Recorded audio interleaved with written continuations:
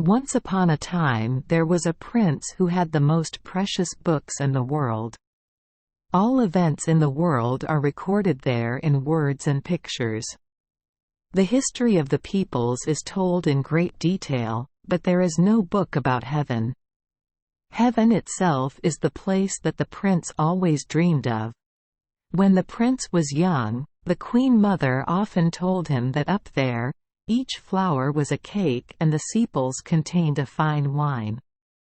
On each flower there are some historical records, or a geography lesson, or a multiplication table.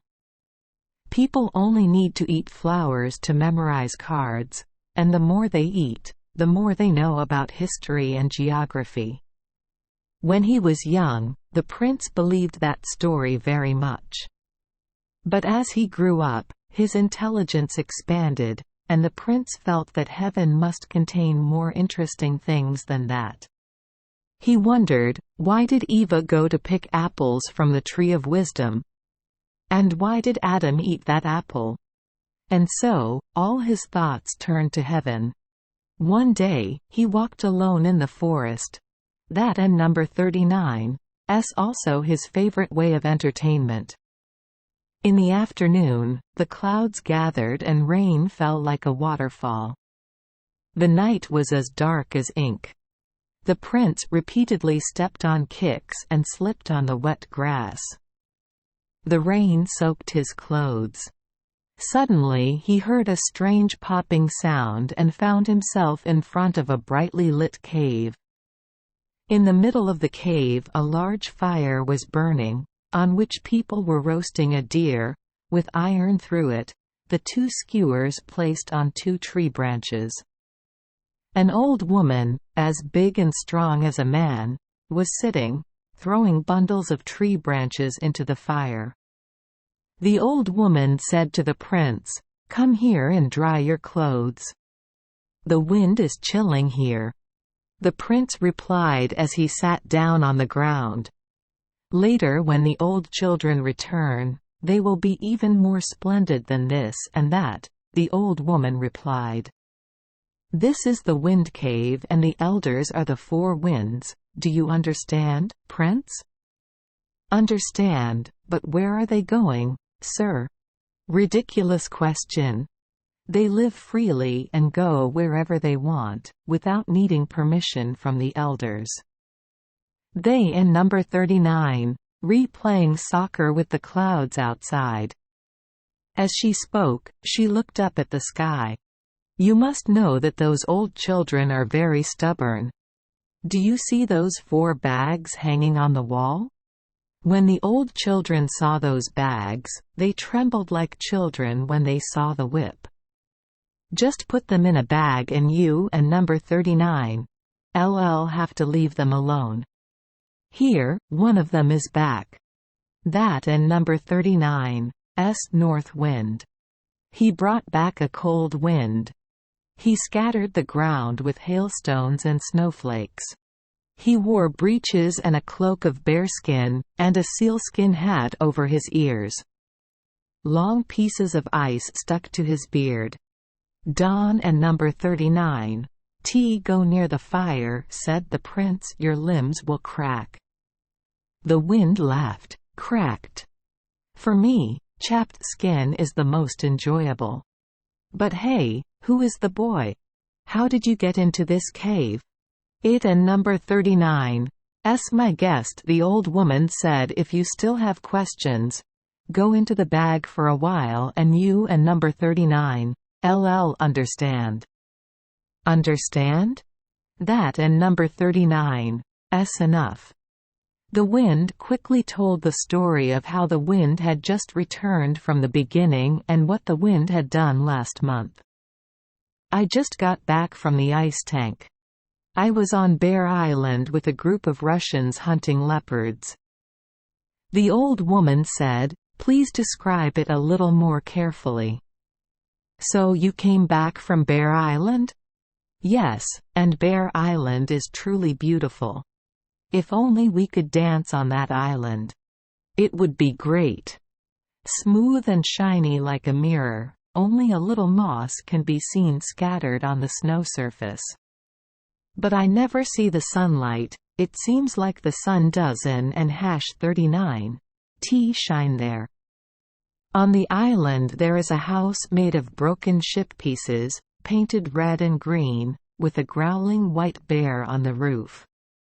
Near the beach, a herd of seals are crawling on the ice. Their heads are like those of pigs and their teeth are more than a meter long. Ah, Mr. West Wind is back. I like him the most. He brings the sea breeze here, a bit cold, but pleasant. Is it lucky wind? The prince asks. Yes, replied the mother, but it is not very pleasant. He used to be a pretty baby, but now he has changed a lot. Indeed, the wind looked like a forest man, holding in his hand a mahogany axe cut from a forest in America. Where are you from? Asked the mother. In wilderness areas full of lions and snakes, where humans cannot live. What are you doing there? I roamed the steppe, and sometimes I got wild, shaking the coconut trees and scaring the wild horses. There are so many stories, it and number 39, impossible to tell them all. It and number 39, not a good idea to say everything we know, right Mom? The wind hugged the old woman and kissed her, so rough that the old woman almost fell over. The south wind had just arrived. I put on an Arabic-style robe and covered my head with a scarf. Rub. It and number 39, so cold here. The wind said as he threw more wood into the fire. It and number 39, true that the north wind has returned. The north wind said, wow. It and number 39, so hot that you can even roast a white bear. Hey, stupid as a bear. The south wind is harsh. Do we need to put you in a bag? The old woman said. South wind, please sit down and tell me where you are from. I am number 39, back from Africa, Mom. I met a group of people crossing the desert and had to kill the last camel to get water to drink. But the camel and number 39's stomach has too little water. The sun is scorching, the sand is hot. I picked up the sand and rolled it into a whirlwind, into giant sand columns. Now the whole group is buried under the sand. Above their bodies, sand had piled up into mountains. If you go to that place next time, you will blow into the sand pile, the bones will be exposed, the sun will whiten the bones and anyone who passes there will see that someone before them left their body there. So you do all the bad things, the mother said, immediately getting into the bag. And before he could resist, he hugged him tightly and threw him into the bag. He was struggling in the bag. But the old woman sat on the bag, forcing him to lie still. The prince said, "Your children are so wonderful." That and number 39's right, the old woman replied, "But you Don and number 39 think I and number 39 am the right guy, right? Ah, the fourth guy is here. It and number 39's the east wind, wearing Chinese-style clothes. Oh look! Are you back from China? The mother asks, I thought you were going to heaven. No, I will go up tomorrow, east wind said. So it and number 39's been exactly 100 years since I went up there. I came back from China, and there I rang the bell on the royal palace floor. The mother said, it and number 39's all funny. Going to heaven tomorrow might be more rewarding. Up there, remember to get Mom a few bottles of water from the truth stream. I will remember, east wind said. But why did Mom put the southern wind in a bag like that? Let him go out so he can tell me stories about the phoenix. Because every 100 years, when I come to visit, every time the princess up there asks for news about the phoenix. Come on, Mom, open the bag and let him out. I brought you some fresh tea, picked it myself. Just because I respect you, my dear child, and also because you picked the tea to bring to me, I and number 39. Am happy to forgive your brother. The bag just opened. The south wind immediately came out. He was embarrassed, probably because there was a prince sitting there. He said, "This is a palm leaf boat for you to give to the princess. It was the phoenix that I gave to you." The father phoenix rewrote his story over the past 100 years, burning his nest with his own hands. Lying in the midst of fire and smoke, the phoenix still calmly used his beak to write on a palm leaf, burning himself alive like an Indian woman mourning her husband and number 39's death. In the end, the phoenix had only one red egg left. The egg exploded, the young phoenix emerged. Now the baby phoenix is the king of birds. The mother said, "It and number 39's time to eat." Everyone sat down to eat roasted venison. The prince sat next to the east wind and soon became close friends. The prince began the story. "Wind, please tell me about the princess and the paradise you just talked about." "Really? If the prince wants to go up there, come with me tomorrow. But I need to tell the prince in advance that no one has been to that place since Adam and Eve." "Surely the prince reads the Bible and knows about that?" "Of course," the prince replied.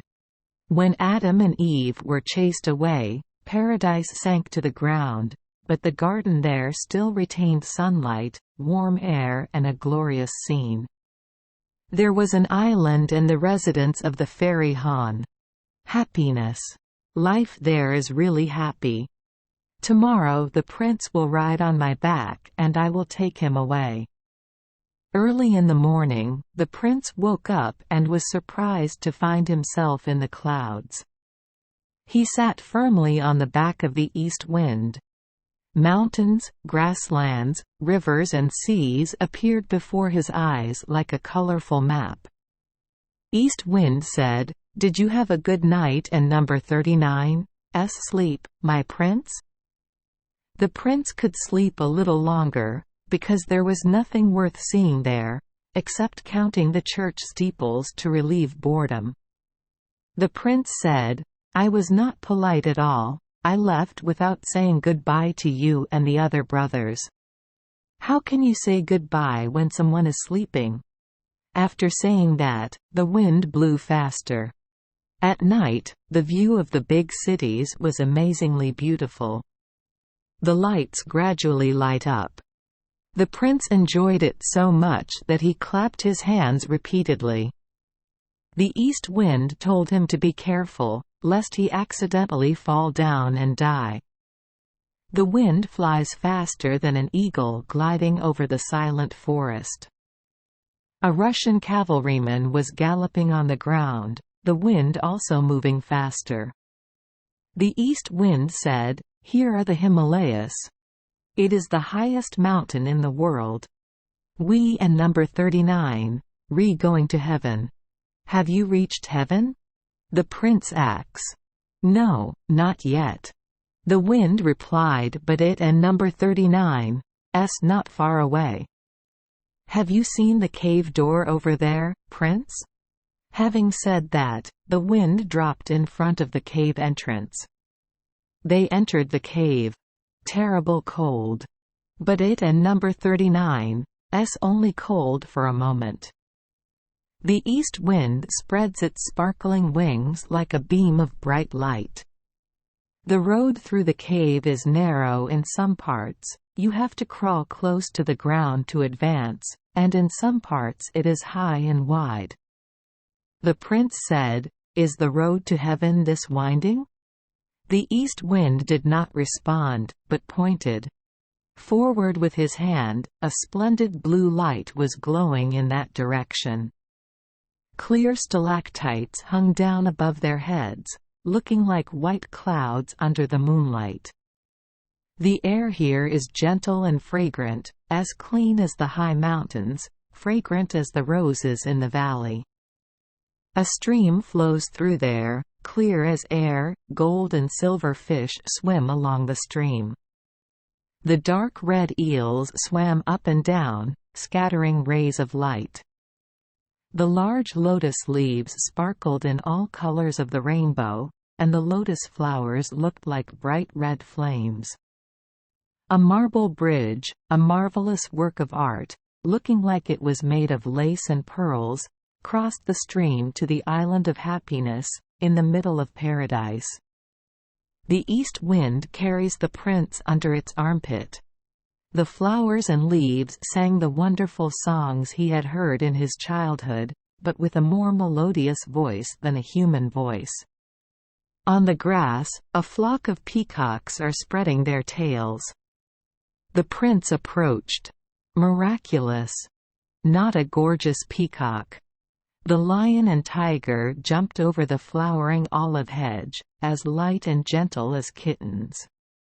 A flock of cuckoos came to perch on the lion and number 39's mane. The chamois stood next to the lion without fear at all.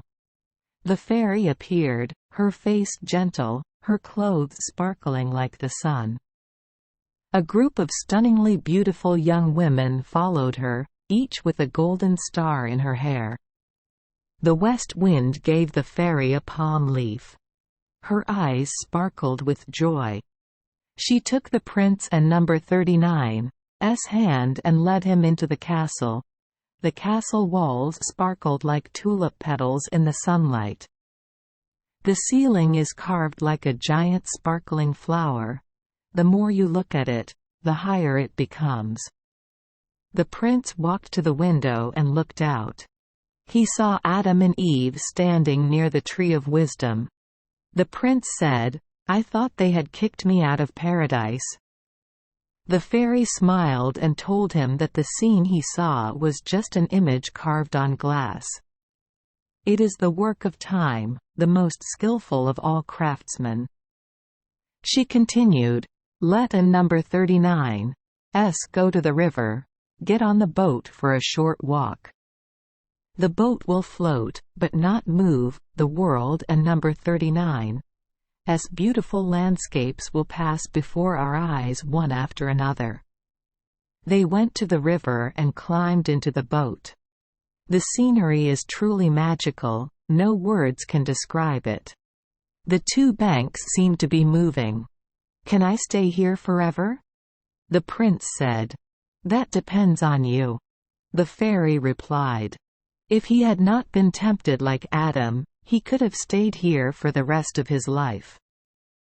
"Okay, I won and number 39's rely on the orb of the tree of wisdom. There are even more beautiful fruits here. Think carefully. If he feels not very stable, he should turn back to the wind. It will be another 100 years before the wind returns here. That time for people here is not longer than an hour, but it is enough for him to fall. In the afternoon, when we say goodbye, I will say to him, and quat, come here with me, and quat, I and number 39's wave my hand as a signal, but Don and number 39's follow me. With every step he takes with me, his will weaken and eventually he will follow me to the room with the tree of wisdom. I will sleep under the shade of the tree, filled with fragrance.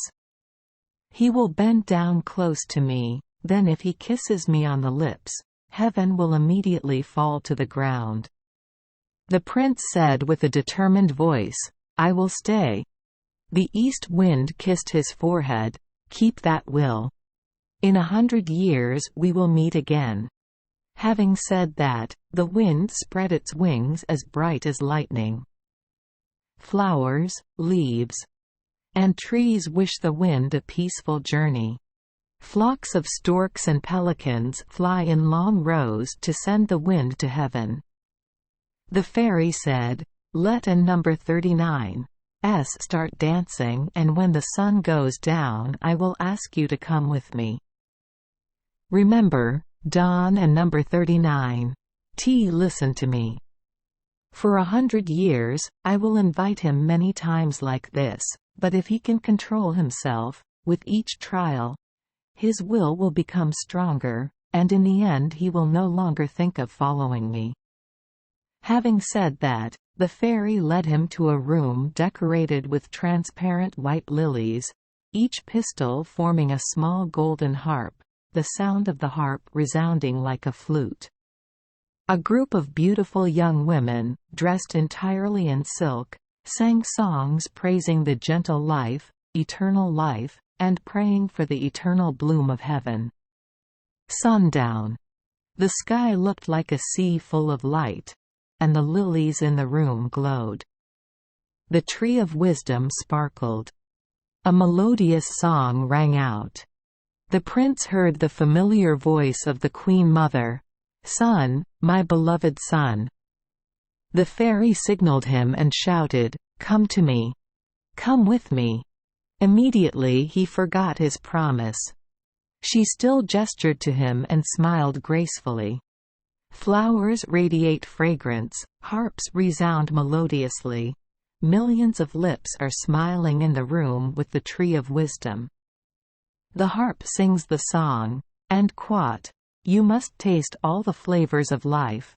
You are the Lord of the earth," and quote. There and number 39 still a voice calling, "Come to me. Come with me." With each step, the prince and number 39's cheeks became hotter and his pulse beat stronger. He said loudly, following the call of the heart, "ISN and #39. That a sin?" Being passionate about beauty and looking for pleasure is also a normal thing for people, not to mention we just wish to watch her immersed in our dreams. As long as you Don and number 39 kiss her on the lips, nothing can happen. We will definitely keep ourselves. I feel stronger and more determined than ever. The prince said again, "I have not fallen and I definitely will not fall." The fairy parted the branch and hid herself in the leaves. The prince lifted up the branches and saw the fairy lying there. She smiled in her dream. He bent down to her face and saw tears flowing from her eyes like pearls. "Is it because of me that you cry?" he whispered. "Don and number 39 cry anymore, my very dear friend. Only at this moment do I feel what heaven is, what happiness is. Happiness is mixing in my blood, filling my heart. In my mortal self suddenly there was an almost endless vitality. May eternal night embrace me. A minute like this one would be enough." And he kissed the fairy and number 39's tears, his lips pressed against her lips.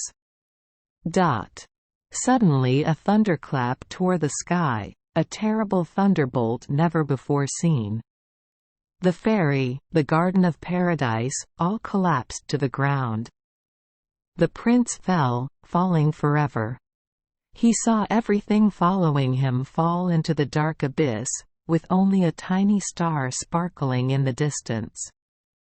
The cold death made his limbs tremble. He closed his eyes. The cold rain hit his face. A cold wind blew up. Gradually he regained consciousness and cried out, "What are we doing? God! I have fallen like Adam. I have sinned and lost heaven." He opened his eyes. The star that sparkled since the fall of heaven still shines brightly. He sat up and found himself in a large forest, near the wind cave, with Wind and number 39's mother sitting near him. She was dissatisfied and raised her hand to threaten. right from the first night. I knew it. If you were my son, I would put you in the sack." At that moment, Death appeared and said, "Let me handle it." He is a very strong old man, with black wings, holding a scythe in his hand. Now I just put a mark on him and let him wander on earth, repent and become a good person. When he least thinks of death, I will put him in a black coffin and carry him to the stars. There is also a heaven there. If he is decent and kind, he will get in there. On the contrary, if his heart is full of sin, he will fall into the abyss with the coffin. And only after thousands of years will we be able to meet him again to send him deeper down, or bring him to the sparkling star above, depending on his level of cultivation. Thank you for joining us for today's fairy tale. We hope these stories bring joy and meaning to your day. If you love our channel, please hit the subscribe button so you won't miss any exciting tales. Wishing you a good night and sweet dreams. See you in the next story.